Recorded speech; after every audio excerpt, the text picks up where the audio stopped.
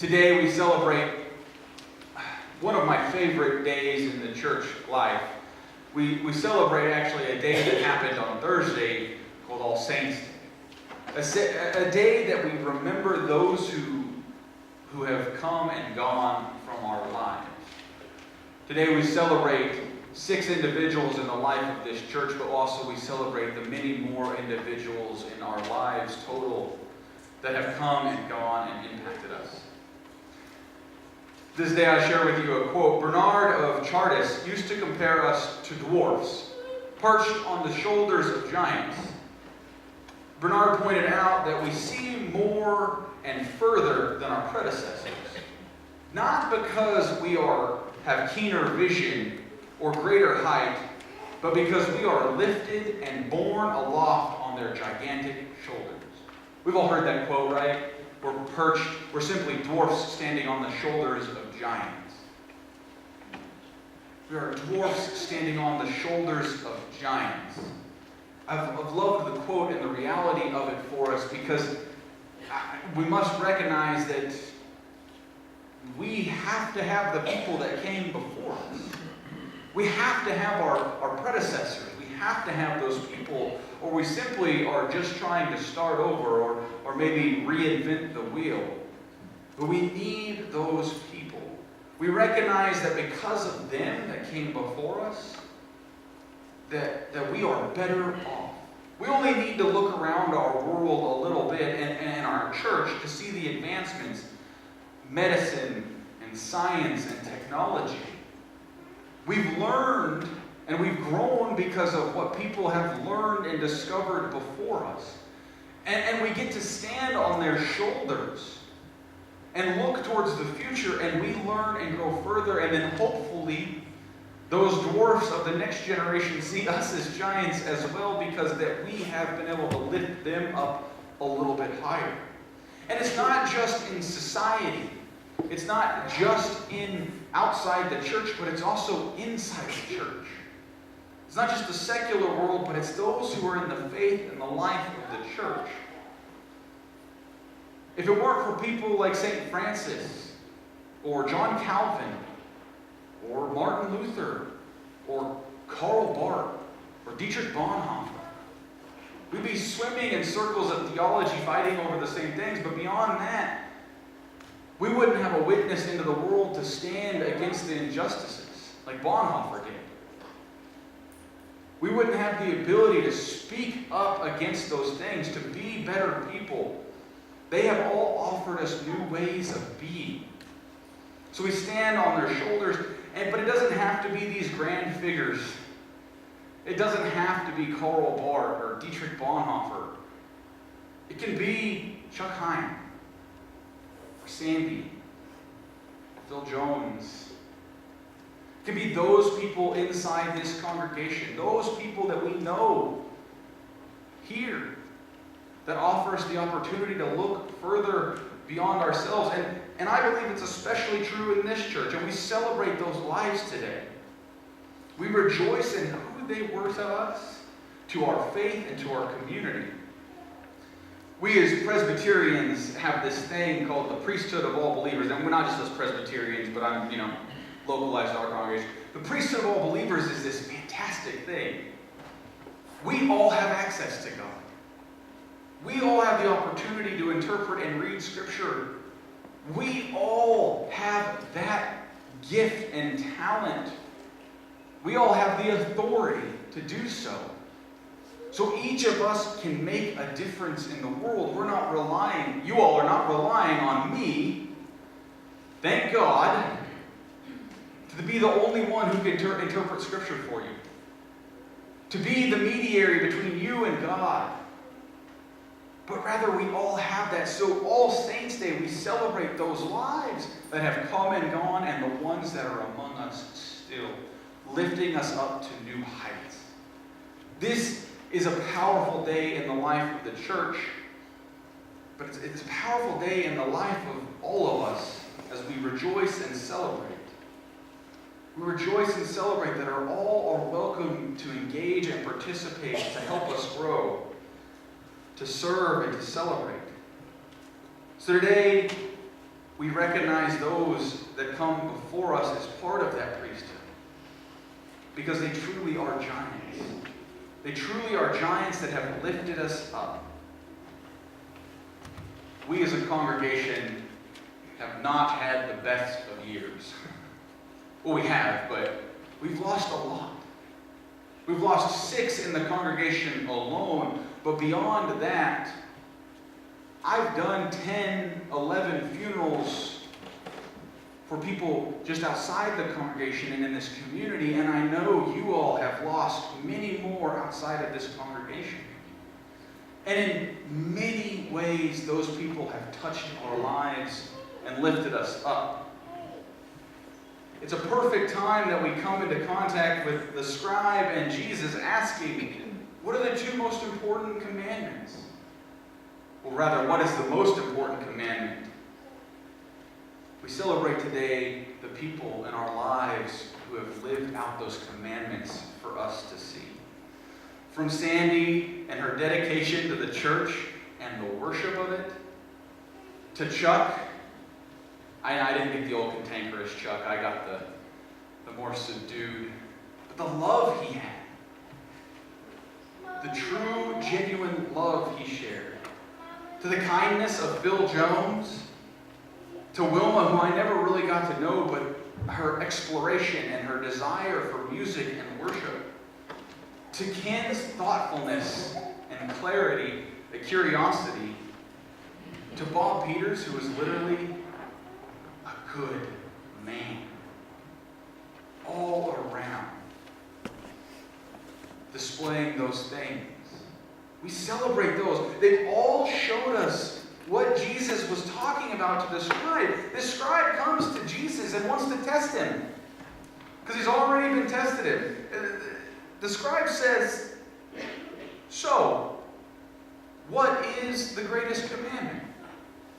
Jesus, quoting scripture, says to love your God with everything you possibly can do, with your heart, with your soul, with your mind, and your strength. And then Jesus, being Jesus, isn't going to be satisfied with the greatest commandment of all. He's going to go one step further, and he says, and to love your neighbor as yourself. The scribe didn't care about the second one. He wasn't concerned. But then they go on, and the scribe says, you're a right teacher, rabbi. He didn't come to him as rabbi. He came to him to cause him to stumble. But he recognizes him as rabbi and then quotes back, initially, the scribe wants a moral code. Right? Rules. Just a strict bam, bam, bam set of rules that says, do these and you'll be fine. But rather than a set of rules, Jesus gives us a call and a work to be completed. A way to people to give everything they have to God and to neighbor. These saints that came before us are remembered not because they followed some magic checkbox of guidelines, but rather they exemplified love of God. That's our call. That's how we're the giants that hold the dwarfs of future generations up so they can see further, that they can be better. We don't check a box off of rules. We simply live out the love of God with every piece of us. Every essence of who we are. We share that with the world. There's an incredible example. I don't know where it came from, to be honest. I want to claim credit for it because I think it's fantastic. But the monumental movie, The Wizard of Oz, is the quintessential love God with everything you have. Right? What did the Scarecrow want? Brain. What did the Tin Man want? A heart. What did the Cowardly Lion want? Strength or courage. And then you got Dorothy. The very essence, what brings them together, the soul of the group. Seeking to go back home, to be fulfilled, to become a whole person again, to love the whole place. We can talk about the fight of good and evil there too, but they changed the very world and land of Oz around them with the courage they always had, the heart that was always in them, and the brain they used for thinking, and with the very soul that draws them together.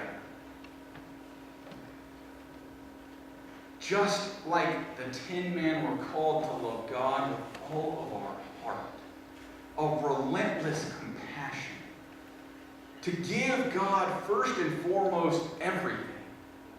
Nothing comes before God in our lives. That's hard. Okay? Jesus breaks it down, says there's two things. It's just that easy, right?